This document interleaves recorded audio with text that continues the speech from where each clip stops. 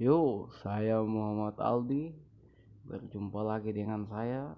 Di video kali ini akan membahas tentang lanjutan dari materi kemarin, yang mana membahas tentang mengapa Pancasila menjadi ideologi negara.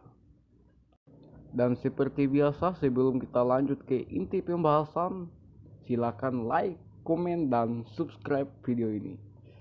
Dan aktifkan loncengnya agar tidak ketinggalan notifikasi dari video-video saya yang lainnya. Oke, di sini kita akan masuk ke poin C dari lanjutan kemarin. Mengenali sumber historis, sosiologi, politis tentang Pancasila sebagai ideologi negara. Yang mana di sini sumber historis Pancasila sebagai ideologi negara. Pada bagian ini akan ditelusuri kedudukan Pancasila sebagai ideologi oleh para penyelenggara negara yang berkuasa sepanjang sejarah negara Indonesia. Atau lebih tepatnya kita akan menelusuri historis Pancasila sebagai ideologi negara berdasarkan penyelenggaraan negara yang dilakukan oleh para pemerintah negara atau presiden terdahulu. Baik, pertama kita akan mulai dari Pancasila sebagai ideologi negara dalam masa pemerintahan Presiden Soekarno. Pada masa pemerintahan Presiden Soekarno, Pancasila ditegaskan sebagai pemersatu bangsa. Penegasan ini dikumandangkan oleh Soekarno dalam berbagai pidato politiknya dalam kurun waktu 1945 sampai 1960. Namun, seiring dengan perjalanan waktu, pada kurun waktu 1960 ini sampai 1965, Soekarno lebih mementingkan konsep Nasakom, nasionalisme, agama, dan komunisme sebagai landasan politik bagi bangsa Indonesia. Kemudian Pancasila sebagai ideologi dalam masa pemerintahan Presiden Soeharto. Pada masa pemerintahan Presiden Soeharto, Pancasila dijadikan sebagai asas tunggal bagi organisasi politik dan organisasi kemasyarakatan. Periode ini diawali dengan keluarnya TAP MPR nomor 11 tahun 1978 tentang pemasyarakatan nilai-nilai Pancasila. TAP MPR ini, TAP MPR ini menjadi landasan bagi dilaksanakannya penataran P4 bagi semua lapisan masyarakat. Akibat dari cara-cara rezim dalam memasyarakatkan Pancasila memberi kesan bahwa tafsir ideologi Pancasila adalah produk rezim Orde Baru, monotafsir ideologi yang berkuasa pada waktu itu. Kemudian Pancasila sebagai ideologi dalam masa pemerintahan Presiden Habibie. Presiden Habibie menggantikan Presiden Soeharto yang mundur pada 21 Mei 1998. Atas desakan berbagai pihak, Habibie menghapus penataran P4. Pada masa sekarang ini, resonansi Pancasila kurang bergema karena pemerintahan Habibie lebih disibukkan masalah politis, bagi dalam negeri maupun luar negeri.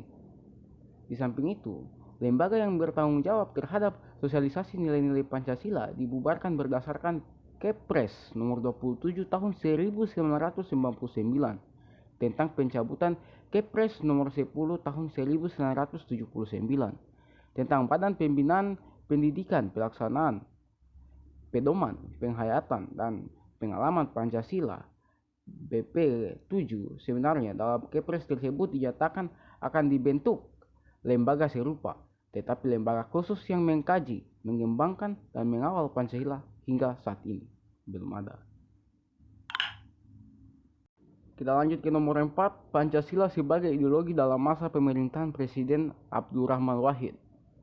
Nah, pada masa pemerintahan Presiden Abdurrahman Wahid, muncul wacana tentang penghapusan TAP nomor 25 MPRS 1966 tentang pelanggaran PKI dan penyebarluasan ajaran komunisme.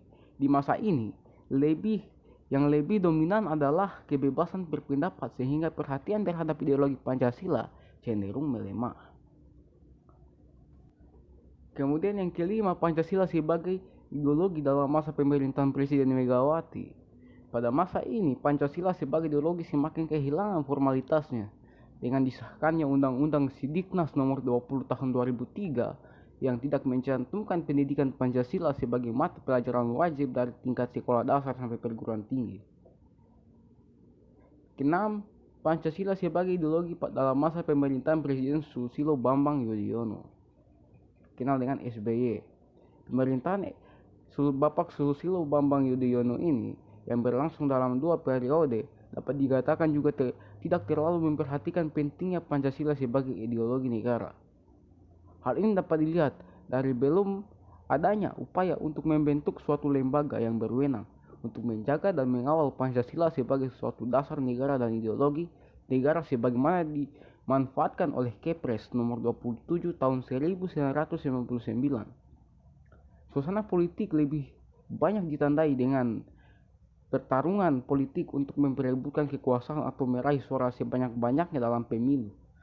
Mendekati akhir masa jabatannya, Presiden SBY menandatangani Undang-Undang Republik Indonesia Nomor 12 Tahun 2012 tentang pendidikan tinggi yang mencantumkan mata kuliah Pancasila sebagai mata kuliah wajib pada pasal 35 ayat 3. Habibie dalam pidato 1 Juni 2011 mengemukakan bahwa salah satu faktor penyebab dilupakannya Pancasila di era reformasi ialah sebagai akibat dari traumatisnya masyarakat terhadap penyalahgunaan kekuasaan di masa lalu yang mengatasnamakan Pancasila.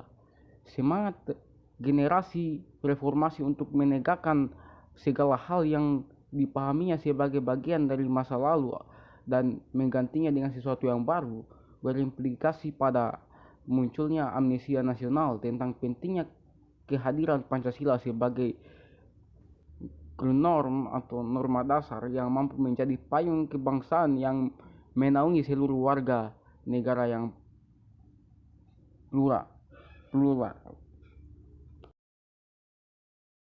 Kemudian 2. Sumber sosiologi Pancasila sebagai ideologi negara.